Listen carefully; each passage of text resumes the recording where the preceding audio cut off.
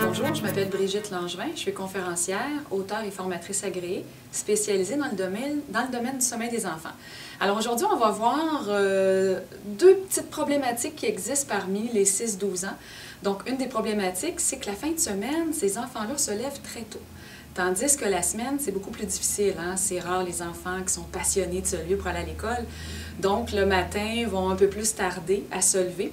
Tandis que la fin de semaine, vont se lever beaucoup trop tôt. J'entends par trop tôt se lever avant 6 heures le matin.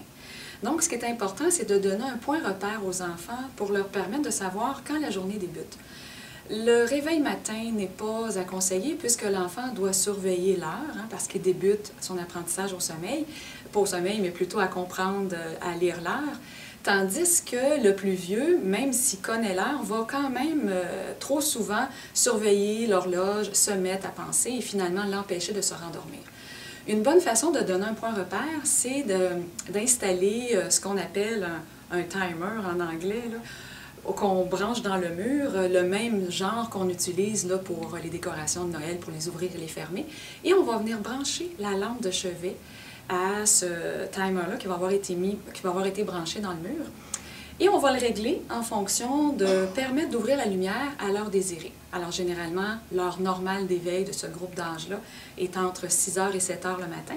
Donc, on peut choisir une heure, 6h30 par exemple. La lumière va s'ouvrir et va à ce moment-là donner à l'enfant un point repère pour savoir que c'est le bon moment de se lever. Évidemment, on devra pendant le rituel, la veille, expliquer à l'enfant de quoi il s'agit. Du moment où la lumière est ouverte, c'est le signe que la journée peut commencer. Il peut vous appeler, sortir de sa chambre, mais du moment où la lumière est éteinte, c'est important de ne pas répondre aux appels de l'enfant et de ne surtout pas le stimuler par votre présence. Merci beaucoup.